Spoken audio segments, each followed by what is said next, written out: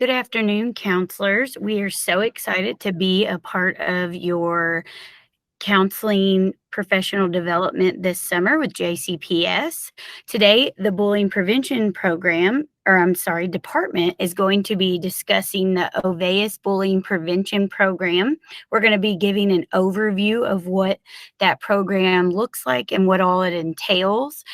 I am Brittany Nip. I am a bullying resource teacher along with Miss Crystal Carter, who is the supervisor of bullying prevention.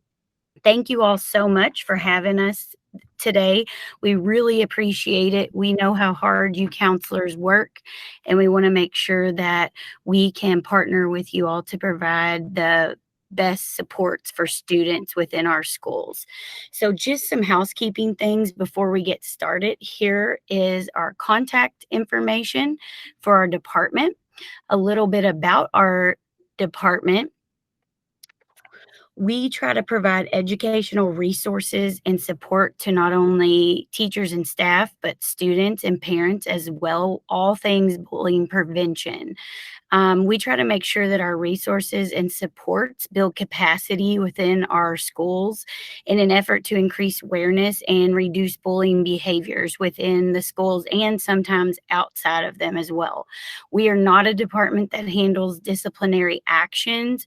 We might work with the admin within your schools, but we do not handle the disciplinary part of any bullying incidents. We offer educational presentations and resources. Anything containing bullying prevention, we can come speak with classes of students, we can talk to staff, we can come speak with families and also community stakeholders. We also monitor and distribute tip line reports that come to our office and communicate with the assistant superintendent's offices, as well as collaborate with school leadership as needed. So the tip line reports are online reports or via the phone, and we'll go through that information here in the next few slides. We also can conference with students, staff, and parents as needed concerning all things bullying prevention. We go into classrooms and observe students in that setting in an effort to pinpoint possible bullying activity. We offer recommendations or suggestions in an effort to help reduce bullying behaviors. We are also trained as Olweus bullying prevention trainers, and we're certified to train nationally to create a sustainable team within a school to help be proactive within bullying prevention. And that's what we're going to go over today. So just real quick, you've probably seen this poster hanging up in your schools. If you need these posters, we can definitely get those delivered to you. But here is our tip line that anyone can call. And you can also go to our website. You'll see at the bottom there, www.jcps.me/bully. There is a stop sign currently on our JCPS website, and it currently has a B on it. That might be changing, but there will still be an icon that is a stop sign. It just might have added behaviors or racial injustices that we are going to be adding to our website. So that is where you can go to the hotline page. And then here is the compliance hotline. Please make sure when you get an access code, you write that down and tell your students or parents or anyone that's going to be making a report, because that's how you'll be able to get follow-up information on it. So if on the left, you can see where to file the report. You can go to begin a new report right there, or you can follow up on a report, but you have to have the access code to be able to follow up. So it's really important that you write that down. All right, so Crystal is going to get us started with our overall concept we're focusing on today. Thank you so much, Brittany. Again, welcome. Thank you so much for having us, counselors. We're so excited to be here with you and to share information about the Olweus Bullying Prevention Program. So, our objective, our frame for today is that the participants, you all, will learn about the school-wide self-sustaining Olweus Bullying Prevention Program and how it can help reduce bullying in the respective schools that you guys are counselors at.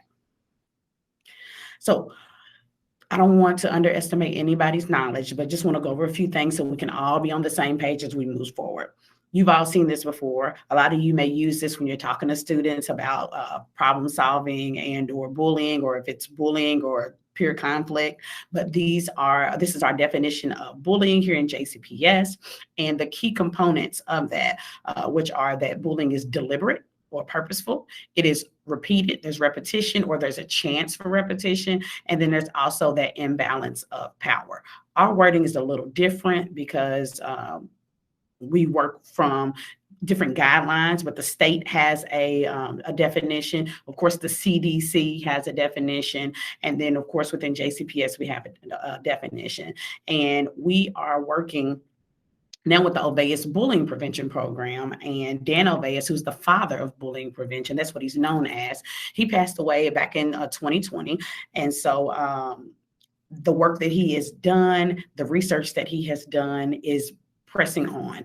And so he is known as the father of bullying prevention. And this is what he says the definition of bullying is. And so between our definition with JCPS and his definition, we're going to make sure that we know those and we find those common threads. So Dan Olweus says that bullying is when someone repeatedly and on purpose says or does mean or hurtful things to another person who has a hard time defending him or herself.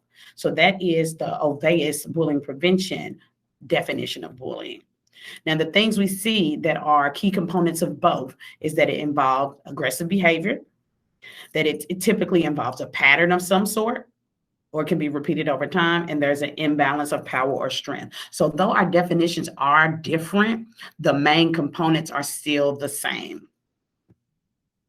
All right, we just want to make sure that we are touching also on you guys knowing the types of bullying. Don't want to underestimate anybody, but we just all want to be on the same page. So we have direct and indirect bullying. Physical bullying, things that are direct. Verbal bullying, things that are direct, such as hitting, pushing, taunting, name calling. Those type of things are direct things you can see with your eyes, you can hear with your ears. Indirect bullying, sometimes these are not things that we can see or hear right off. These are more of the social, emotional, or we call relational types of bullying, spreading rumors, excluding people from groups or different activities and things of that nature. Also cyberbullying, it can come in the form of text or memes or sending things, spreading things, commenting on threads and things of that nature that have a negative connotation. And so again, direct bullying, indirect bullying. So let's get into the purpose of why we address things. Dr. Polio always talks about knowing the why, having that North Star. Why do we do what we do? And so when we're talking about addressing bullying, why would we address bullying? Well, all of these are implications for your school's culture and climate. We are a part of the Culture and Climate Department, a school here with Dr. Katie DeFerrari as our leader. And we always want to focus on our work as to how does it affect the school's culture and climate. And so bullying, why do we address it? Because it affects the school's culture and climate. School safety, okay? Looking at how safe a student feels when they're in the building or when they're coming to school. It can interfere with learning. If a person is constantly thinking about what could happen next or what already happened to them, they've already been traumatized by something, that keeps their brain from focusing on what it needs to with learning because their brain is focusing on survival or on staying safe. I know you guys have backgrounds in psychology, counseling, all those type of things. So think about Maslow. Okay, there's certain things that have to happen before we can do some of those higher order type of thinking things. And so one of those things is to be safe. We have to address bullying and inappropriate behavior, period, so that students can feel safe and it doesn't interfere with their learning. Also, Addressing bullying. Why? Because bullying can increase fear and disrespect. It can increase fear in the person who's harmed by the bullying, but can also increase fear in bystanders, those students that see what's going on. They hear, they're not directly involved in it, but they see and hear what's going on. And also the disrespect by the person who is causing the harm to others. And then also just in general, a disrespect. If students see what's going on and they think it's not going to be consequences, they think it's not going to be addressed, then that builds up an amount of disrespect that can happen. Also, we may see an increase in dislike for school. Students that are being bullied or they're seeing things going on that have a negative effect on them, they are not going to want to come to school and like it. They're going to start to build up a disdain for school or a dislike for school. And we don't want that, especially in elementary school. There's so many more years of school left to go. We don't want students to have a negative connotation or negative thoughts when it comes to school where they're disliking it. And so we have to address the inappropriate behavior, not just bullying, because this is great for bullying, but I say just inappropriate behavior, period. And then also there's a perceived lack of control or lack of caring. And this could be from the student's point of view as far as administration, as far as the teacher in the classroom who's in control, and or in the parent view. Parents may perceive a lack of control from the school's administration. Parents may perceive a lack of caring from the school administration and or from the classroom teachers. When things are going on and we don't address inappropriate behavior, these are some of the implications that are there, and they all affect our school's culture and climate negatively. Just take a moment, think back to a situation that happened. A situation may have came up while I was talking about these different things. Did it have a positive effect or was there a negative effect? Did it help bridge the gap where you could partner with the families, or did it cause further gap to where the family was like, no, until this gets fixed, I'm feeling some kind of way about it? So just think on those things. These things are really important, and these are some of the reasons why we must address bullying and inappropriate behavior.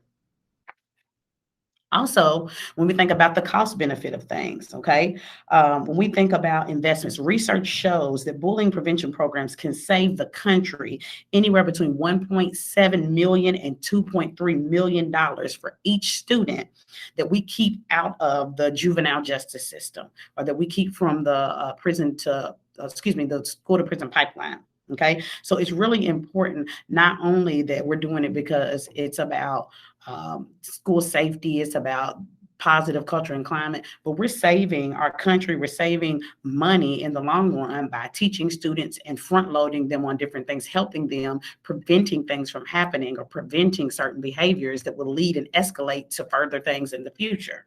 That's really important. Also, in our community, the community benefits when students like school, when they have a variety of settings that they can feel accepted in, when they can feel belonging. That helps our community, because the students that are students now, they're going to be the adults in the next generation. And so we want to make sure that we're giving them a place where they can feel a sense of belonging and community. Also, as far as risk management, the number of civil suits being brought by students, being brought by families against schools is appearing to grow.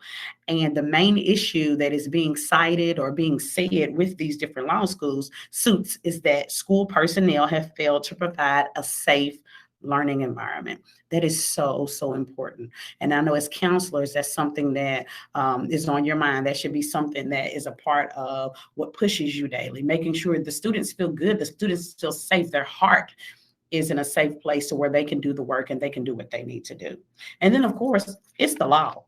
You know, KRS statute for the state of Kentucky says that bullying and or harassment, those things are against the law. A student can file a civil suit against those type of things. And so we want to make sure that we're just not doing what's right because it's right, but it's also the law. And we don't want anything to come back on us as individual teachers, as, members of the JCPS population and stakeholders, and just as a person. We want to make sure we're doing the right thing. All right, so now Brittany's going to come back and she's going to get a little interaction going. Thank you, Brittany. All right. Thank you, Crystal. So we've kind of talked about the why behind bullying, what bullying is, and we want to share some data with you that we have gotten from our Olweus training, and we're gonna kind of quiz you per se. How much do you know about bullying? So we're gonna get started with some true and false. So I want you just to take a second and think about this. Studies suggest that fewer than 10% of children are directly involved in bullying situations in elementary, middle, or high school. So I want you to think, is that true or false? All right. So if you said false, you are correct, because children do have empathy. I know sometimes we, especially you counselors, deal with students and you wonder if they have any empathy or if they even know how they're feeling. Well, 17% of students have been directly involved in bullying.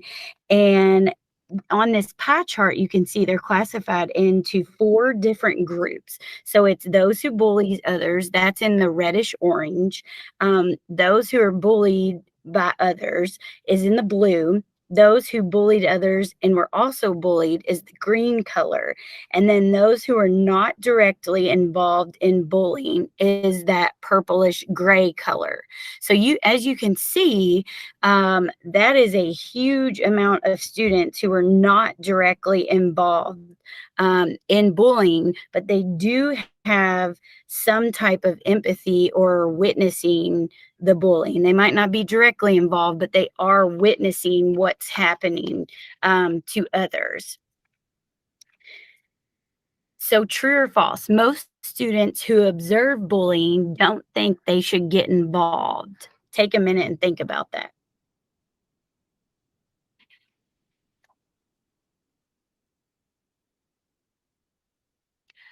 All right. If you said true, that is wrong. It's actually false. So we're going to look at the data from Luxembourg that talks more about empathy. So this is meaning the students feel sorry for and or they want to help the bullied student. So if you look at the data, the first column is third through fifth graders. The yellowish orange color is girls. The blue is boys. And then the next one is sixth through eighth grade. And then the last set is ninth through 12th grade. So when students were asked how they felt when they saw a student their age being bullied, 94% of elementary school girls and 87% of elementary school boys said that they felt sorry for them or they wanted to help. And if, as you can see, it kind of goes down a little bit more in middle school, a little bit more in high school.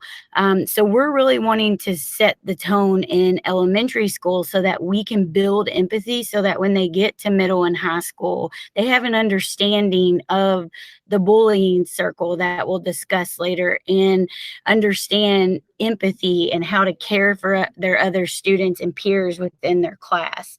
There's also higher rates of empathy among girls. And then, although by high school, the vast majority, so three-fourths of boys, still report feeling sorry for bullied students. So these kids do have feelings. They do feel for other students. A lot of it is them learning how to react and approach the situations appropriately. So speaking of taking action to stop bullying, so this is students who do try to help a bullied student. So again, it's broken down by grade level, third through fifth, sixth through eighth, ninth through 12th. And as you can see, this is definitely a much sharper decline in percentages of students because there's a huge decrease in age. the ones who are empathetic towards their peers, that was, kind of even going through third through 12th grade with a small decrease. But when we're talking about jumping in, taking action, and helping the students who are being bullied, it is a huge decrease in the number of students. And then girls are always somewhat more likely to say they will help. So, these percentages just change drastically, but about half say they try to help through all grade levels. So that's definitely positive. All right. So Crystal is going to talk about, so we have all this data, we have all this information. So now what? Why the Olweus bullying program? Thank you, Ms. Brittany. So, Olweus is a universal, school-wide effort in involving all adults and students in the school community. So we're not just talking about teachers and administrators and counselors. We're talking about everybody: cafeteria staff, custodial staff, bus drivers, the librarian, parents, community members, all the type of people who interact, any stakeholder that is interacting with the school. So Olweus focuses on a school-wide system. Okay, it's a school-wide system approach, and it's also about individual behaviors. Okay, so it focuses on preventing bullying and just inappropriate behavior, period, and how to intervene effectively when you see that bullying behavior or that inappropriate behavior arising. Again, I know it's the bullying prevention program, but I'm telling you, this will help eliminate inappropriate behaviors, period. Not just bullying, because sometimes we don't know what it is until we go further along and we get into what we call the follow-up, and you can learn about that later on with programming. But a lot of these things just set in motion so that you can disrupt or you can intervene when there is inappropriate behavior, period. Also, Olweus focuses on changing the school's culture and climate, changing the social norms so that bullying isn't cool. It's not seen as cool, and no children feels marginalized, no children feel excluded. It's really about inclusivity, making everybody have a sense of belonging. It has a strong and growing research base. Each year, each time when new schools join and their information is being added, when students are questioned, students are surveyed, that information is uploaded and it keeps on getting added to the research base. And so each year, tens of thousands of more students are participating and their information is getting logged in. And so it's a strong, growing research base. Okay. And then lastly, most importantly, the program has no end date. This isn't something that we just going to do this year or initiative we're just going to do. This is self-sustaining, and it is woven into the fabric of the school's operations and systems, so it can keep on going. So as important as what Olweus is and the goals of Olweus is to make sure you understand what Olweus is not.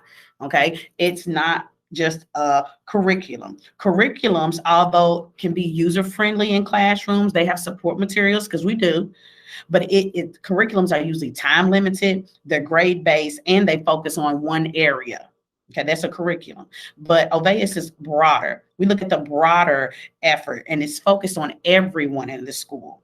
It's not a short-term fix. It's not something that you see as just a program project for a year. But the systems take time, commitment, and ongoing effort. It's not a conflict resolution or a peer mediation program. Bullying is a form of victimization, not a form of conflict. And so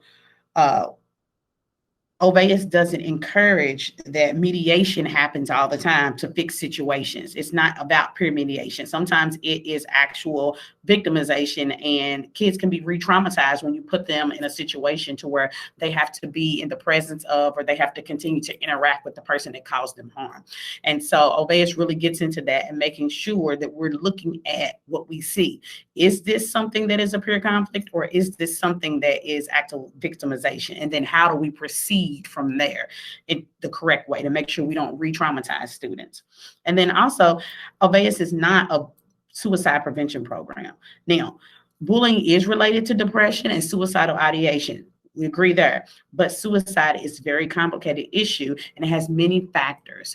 And research shows that Bullying may be a small factor. A lot of other things, as we know, you would know as counselors, mental health issues, things that come from things that may be hereditary or genetic, things of that nature. And so, yes, there are some implications, but they are very small in comparison to all the other myriad of things that may cause students to have suicidal ideation. All right. We're going to watch a short clip now from Dr. Catherine Bradshaw, and she's going to talk about some of the misdirections in bullying prevention and interventions. Bear with us. I'm going to have to toggle to my YouTube. We all want to prevent bullying. It's a clear goal, but how we stop bullying behavior is not always clear. Bullying is very complex. It's critical that we keep in mind some potential misdirections when we're thinking about trying to prevent bullying. Bullying is a complex issue. As a result, some approaches that work well in other situations may be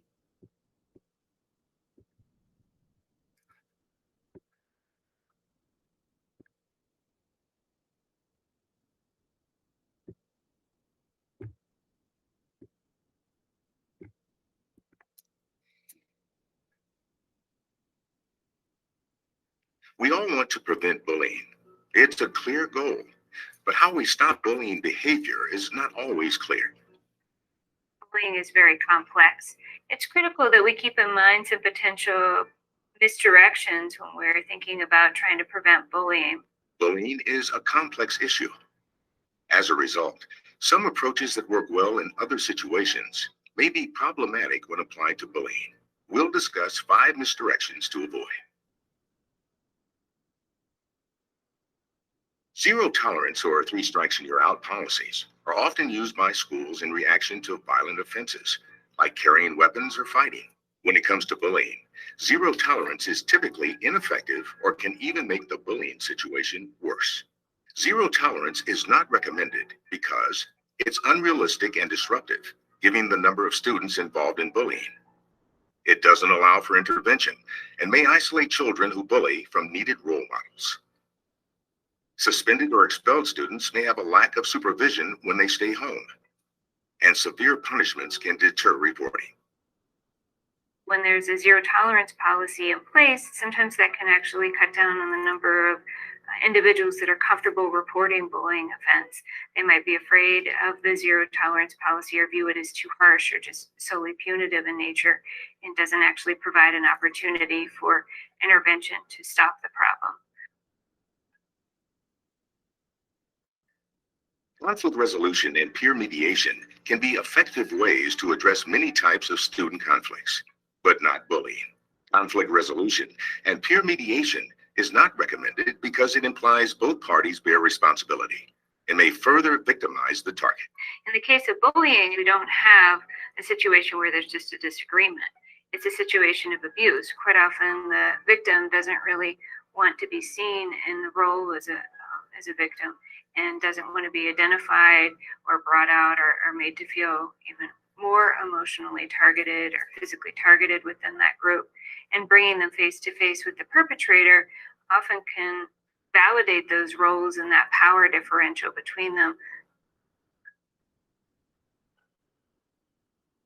Some schools address bullying behavior by implementing group therapeutic treatments like anger management counseling or empathy building. Group therapeutic treatment is not recommended because group members may model bad behavior, and group treatment that involves aggressors and children who are bullied can reinforce bullying behavior.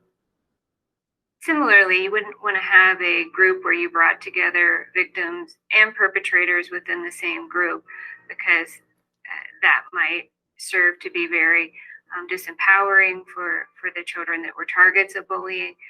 It could also reinforce that power differential between them. Bullycide is a term that's come into recent use and should be avoided. This term suggests the overly simplistic notion that a suicide may be caused by only one factor. Those who actively work to prevent bullying can help prevent bad outcomes, including suicide. But bullying prevention efforts do not, in and of themselves, constitute suicide prevention. Although bullying may be a factor in suicide risk, It is often not the only one. We also know that suicidal ideation is pretty common among youth. During adolescence, there are issues around impulsivity that very well could lead to a suicide that is actually completed. So it's important for us to be aware of that potential link between mental health and suicide and the role that bullying could serve within that. But we don't want to overstate that link here. We also want to be cautious to clarify that there isn't an epidemic of these concerns, but when there are certain instances of bullying that are linked in some way with suicide, that we recognize the role other factors like mental health could play in them. Some schools address bullying as a topic on a single day during a staff training session, a parent-teacher meeting, an assembly, or even in the classroom. These types of efforts can represent important initial steps of a comprehensive long-term bullying prevention strategy, but they may not be effective in reducing bullying problems if implemented in a piecemeal way.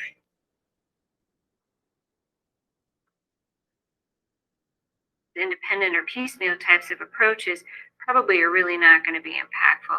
They might very well raise awareness during that one day, but they're not going to be sustainable types of efforts. So we really recommend having a more comprehensive and integrated approach that involves a variety of activities. Even though there are a number of misdirections we should really try to avoid in our bullying prevention efforts, there are a number of reasons why communities and practitioners should be optimistic about the issue of bullying prevention. There are a number of best practices that have been identified.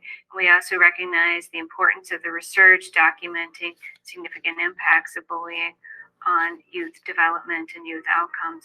So this is a critical time for us to take stock on the research and to identify what best practices and some potential strategies we should avoid. So how do we prevent and stop bullying? It takes a comprehensive approach to help create the right culture for children and youth. StopBullying.gov is a resource developed by experts in the field to help develop long-term solutions that inspire a safe, respectful culture in your school and community. Visit StopBullying.gov for more information.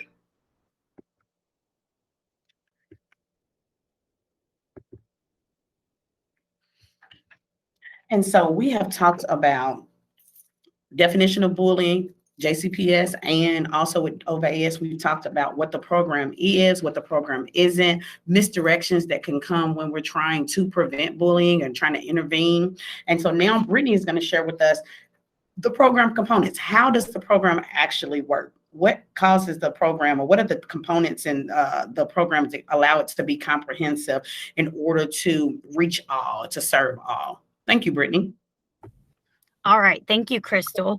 So like Crystal said, we're going to talk about the program components, and there are 4 components of the program. And according to research, it shows that a positive and a successful, bullying prevention program and needs to happen on multiple levels to be effective. It can't just be, like Crystal talked about earlier, a one and done or on this timeline to finish. It's going to be comprehensive, and it has to consist of these 4 areas. So there's a school-wide component that we'll talk about that includes everyone in the school, from custodians to cafeteria workers. Every single person has a place within the Olweus program. There's a classroom component that teachers will be leading within their classroom and including and working with their students. There's an individual component, so working with individual students and their families. And then a community component. And that's really important, that we involve community stakeholders to support the work of being proactive. And families, I know we talk about this so much, and counselors, you do a great job of providing services and support to our families, and they are critical to the success of the Olweus program. And they are involved on all 4 levels. So very, very important part of this work. So you might ask, how does this work? On the school-wide component, it's going to just become a part of the climate and culture of your school. It's going to be meshed already with your systems and operations that you have within your schools, and it's just going to become a part of the daily communication, like I said, climate, the culture, the feel of the building.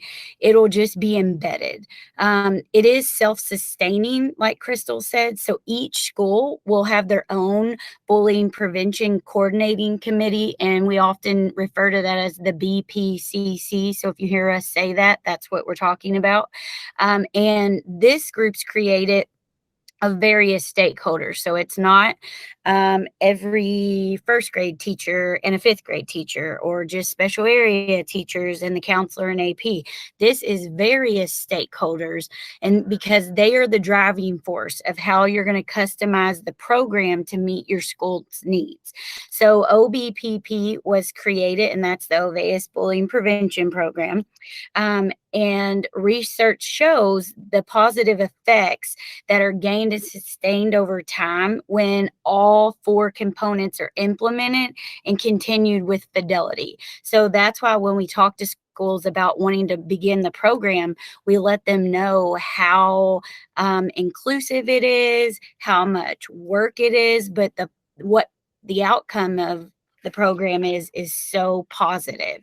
So Crystal's going to get into more of the school-wide component. All right, so this is just an overview of the different pieces. So as far as the school is concerned, you would have your BPCC, which is your committee, and that committee will be trained by your Olweus trainer. So that could be myself or one of the other myriad of people. We have about 16 in JCPS now, but the committee will be trained. And we could talk about the types of people who will be on the committee if you're interested.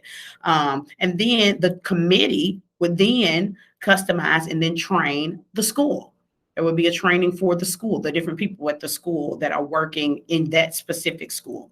There also is your Olweus Bullying Questionnaire. This is a survey that is given to all students that are at the school, and it's given consistently every year. It can be in a online form. They also have it in a actual written form. And so depending on how your school wants to go about that, we have, depending on the interest that we show. We've already purchased so many different things from Hazelton, which is the publisher for this company.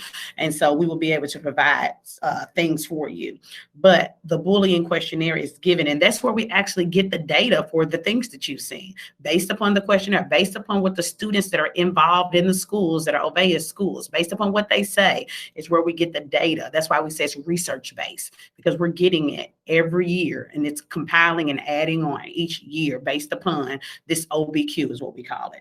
All right. Also, you have staff discussions. These discussions could be held at your faculty meeting. They could be held during PD. They could be held during your PLCs. Doesn't have to be anything long and drawn out, but we want to make sure that we're keeping the goal in the front. We're making sure we're keeping it on the front line, not putting on the back burner, but having something to discuss, talking with the staff, talking with the different people, so that the bullying behaviors, the inappropriate behavior, the business of bullying prevention stays at the front of our minds. We also have school rules against bullying. So not that you would have a separate set of rules, but, and I'll show you on the next slide, the school bullying, the rules for schools that are participating in this program, but also supplement with what I'm going to show you. So you would still have your regular, PBIS, your norms, all those sorts of things all flow well with this.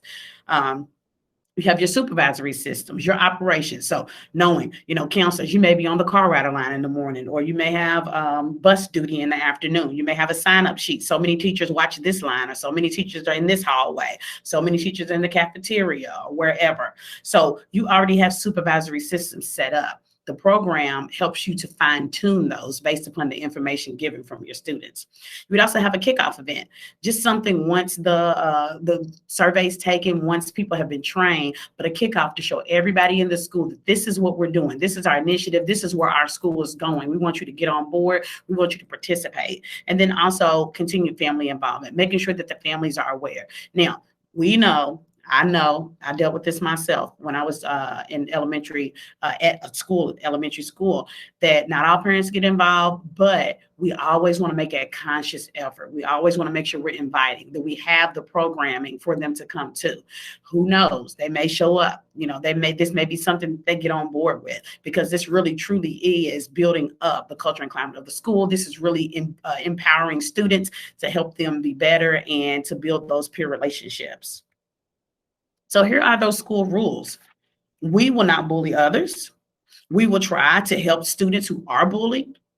We will try to include students who are left out. And if we know that someone is being bullied, we will tell an adult, okay, at home or at school. And so all the school rules are governing student behavior, but many of your school rules don't explicitly teach or speak to bullying. These rules speak directly to that. And so only the first rule addresses children who actually bully, but the remaining 3 focus on the bystander, which again, in that chart you seen earlier, only about 17% are directly involved in that bullying situation. The other 80+% are bystanders. And so 3 of these rules, about 75, if you're looking at it, 3 out of 5, 75% are focusing on that, the bystander. How do they react? Number 4, the rule applies to all students about being bullied themselves, but not only just that, but bystanders as well.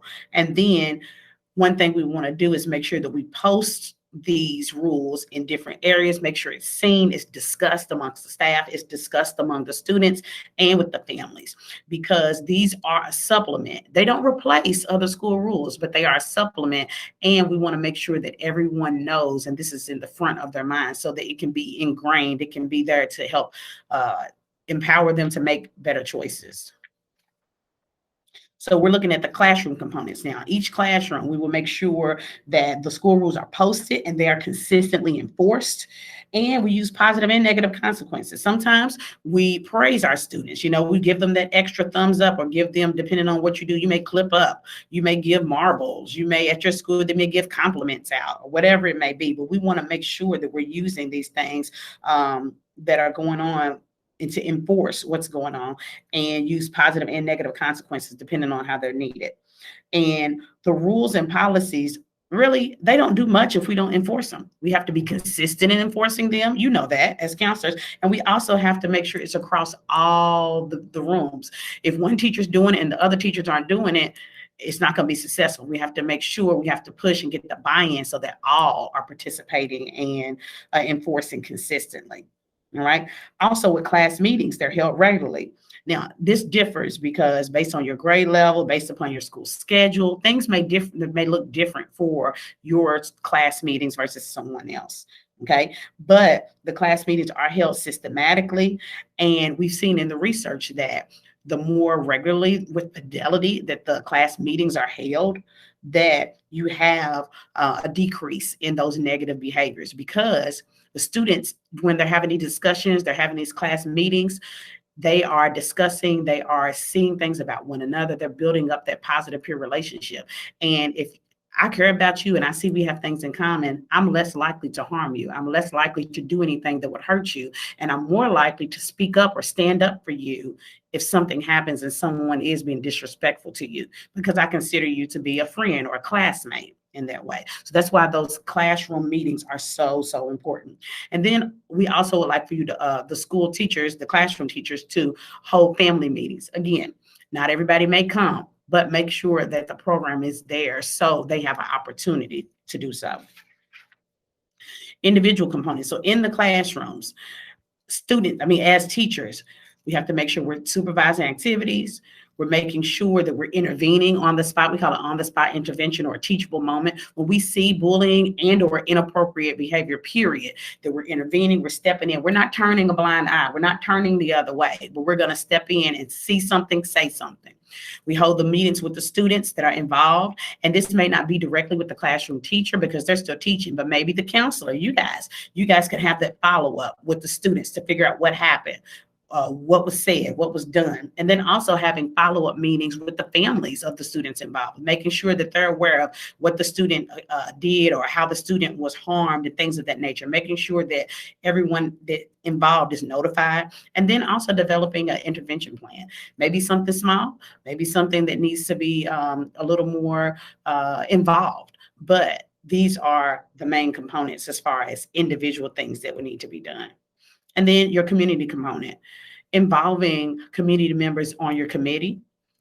Some schools are interactive and they may have a YMCA. Some schools may be close to a church that they have a lot of partnerships with, or different corporations. I remember Everyone Reads used to come out, and there were different people from like Humana or different places like that, to where you could create partnership. And it's so important to try to get the community or people, different organizations that are near your school or participate with your students a lot at your school to support and to back this up. And so it's really important to spread that anti-bullying message and the principles of OBPP so that the community can also be aware and involved.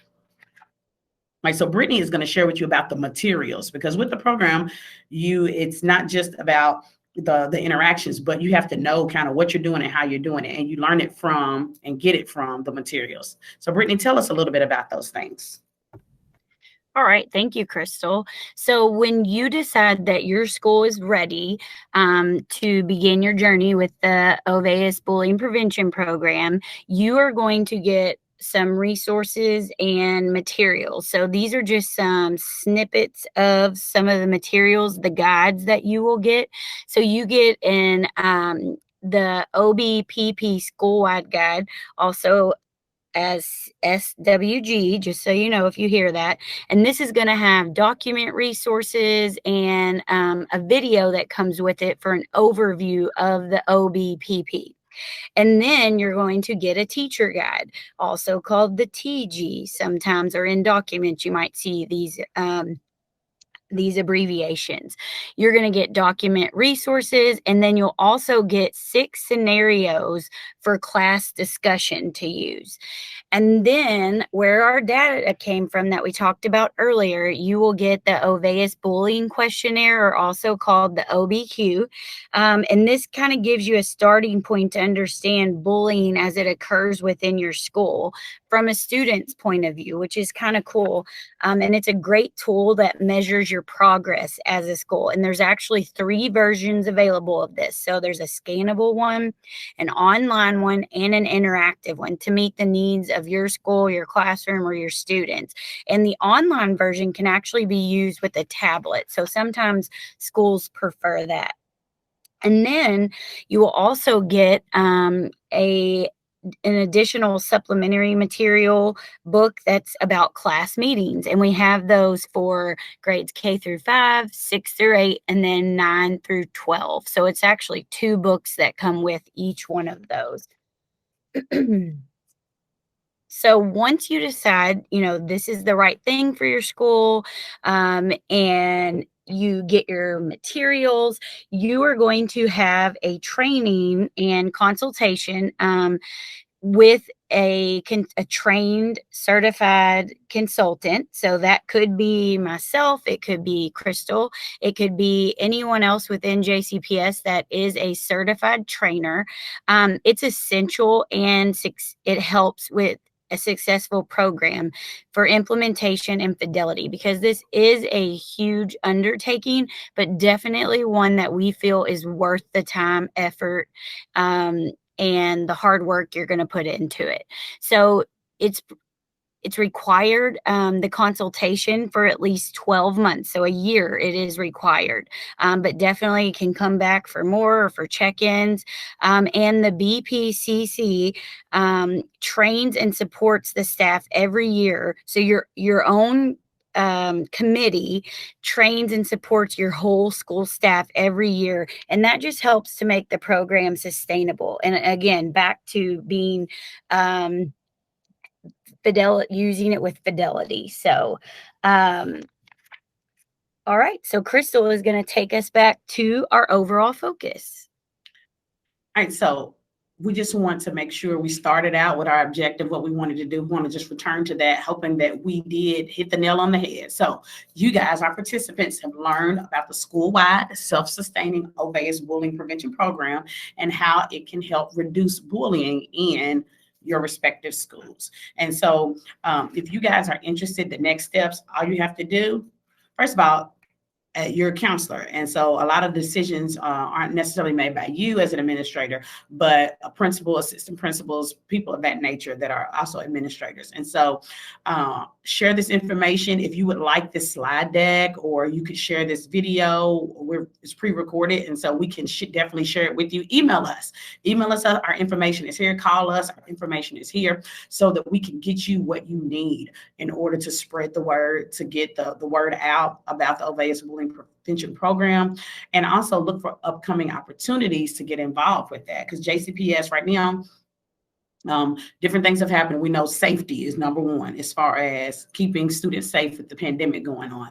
But Dr. Polio is 100% behind this programming, and a lot of things were halted, but they are still on ice, but we're going to unthaw them pretty soon. Okay, we're going to be ready to get back to our summit that we have for bullying prevention and suicide prevention.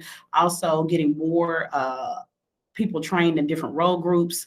There are a lot of counselors that have already been trained, and pupil personnel workers and things of that nature, school psychologists, school social workers. And so we want to get the word out to you guys. And so if you are interested, if you think this may be something, a direction that your school may want to go in, or you want more, please contact us and let us know. Again, our information is here, and we just want to say thank you so much for all you do for our students. We look forward to hearing from you. We look forward to getting a chance to work with you. Thank you again for all you do. And we hope that you have enjoyed this presentation. Enjoy the rest of your virtual conference. Have a great day.